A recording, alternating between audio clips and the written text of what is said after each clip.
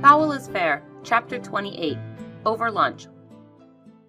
The trip back to Anchaktira, after Aisling stared at Megan for a moment, then changed course, was made in uncomfortable silence, with no one sure how to best address the situation, or willing to risk other pixies, sprites, or will-o-wisps listening in.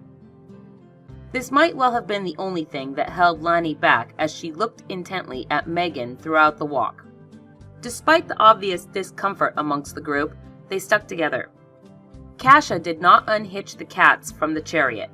Instead, she drove it directly into the front atrium. A brownie scurried up to them.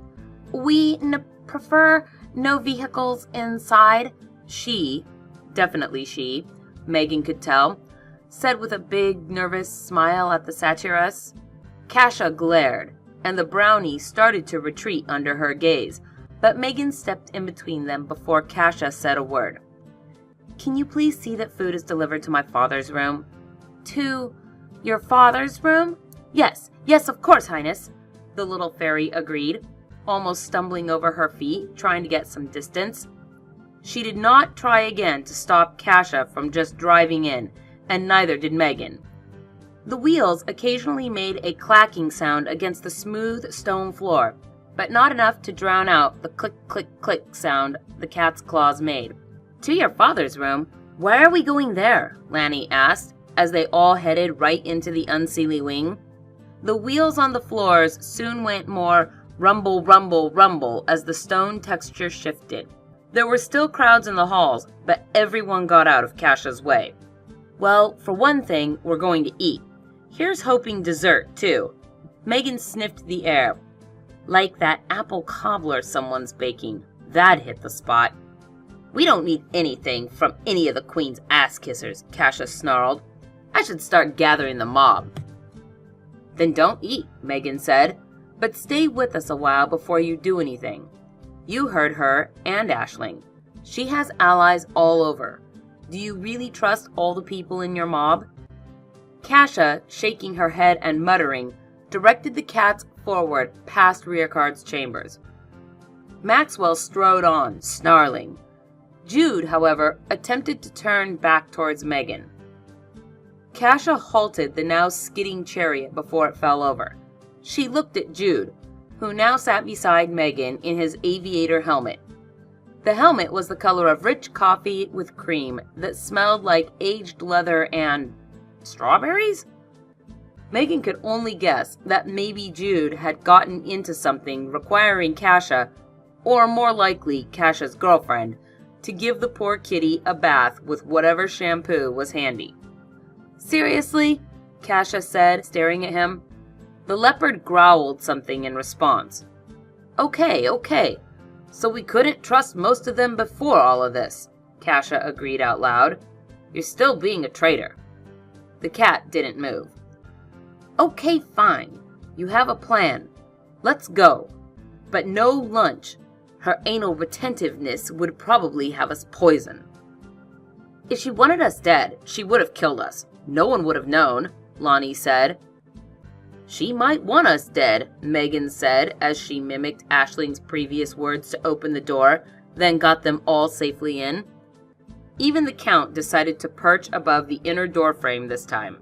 "But she definitely wants something else more. I figured that much out." "Wait, what?" Lani said as the door closed. "My dad was able to talk to me back near the city," Megan said as she casually lifted a hand to offer Aisling a path from the perch to her shoulder. It was accepted. "She imprisoned him. She didn't kill him.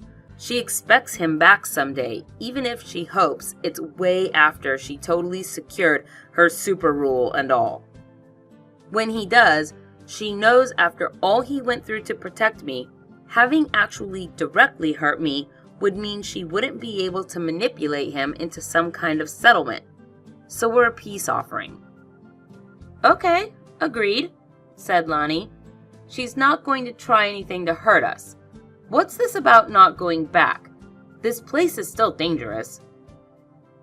"Of course it is, but I get it. I have a lot to learn, but I sort of want to. My dad will be back someday. I can order a staff around. The guy who tried to kill me with a baseball bat owes me a favor, and I know magic. This place makes sense. Home doesn't. Lonnie gave her a quizzical glance. Say all of that again, and see if it still makes sense to you, including the part about people trying to kill you with baseball bats, especially that part. Okay, so that still sucked, Megan said. But look what I have to go back to. Either take just enough pills to struggle through every school day, or take them all and be a zombie. Besides, isn't Earth kind of about to start sucking a lot more? How bad is that going to get anyway? Well, it's hard to say, especially now that she's using the sword like some kind of clean coal. It'll help, sure. Stoking the fires up will keep the worst of the path problems from hurting Fairy and Earth both anytime too soon. But just because we won't have abominable snowmen in the Bermuda Triangle by Christmas doesn't mean we're okay.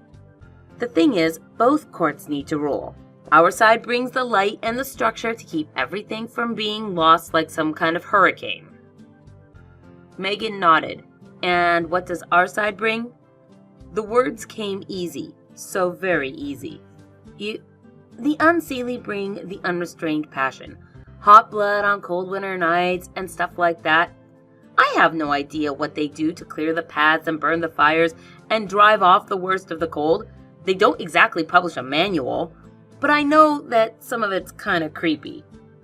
The balefires are at least stoked, though. Yeah, but that's the kicker. Even supposing the sword really will provide an unlimited stable fuel source, and she didn't present a lot of data, there's the other problem for Earth. Evenly stoked fire is for sitting around to tell old stories, and that's good, but it only gets you old stories.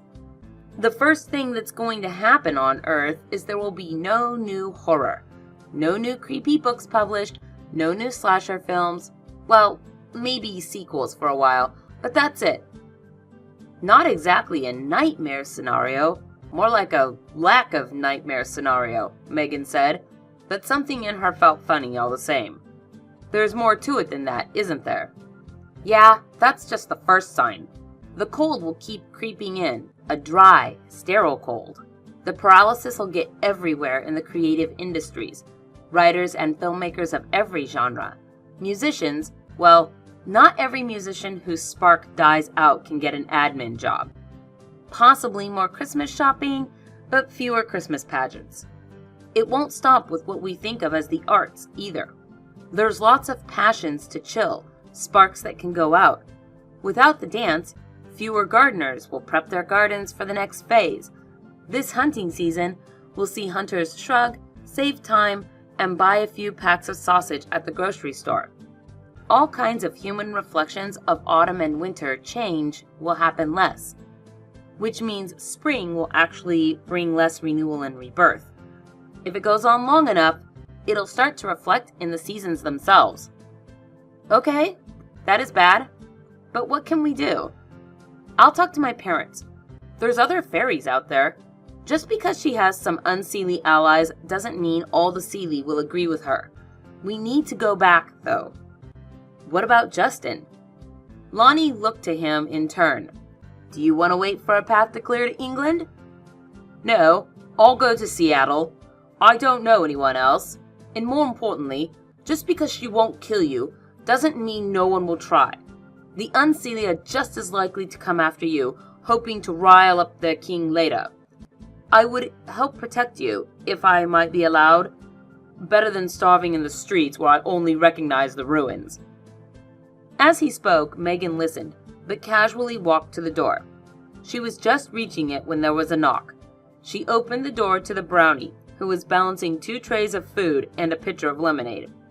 Thank you, she said, taking the pitcher and letting the brownie trail her in with the trays. Brownie's timing. Let's not starve, she said by way of explanation, especially with a long walk this afternoon. So, are you coming back to Earth? Lonnie asked. I hope we all are, because I'm pretty sure I'm going to need help. I have to get my dad out before Halloween. You can check with your parents and anyone else. I'll go back for now, but it's only for now. We're going to come back and save my dad and fix this." She paused, looking a little less determined and a little more sheepish. "I just don't know how yet."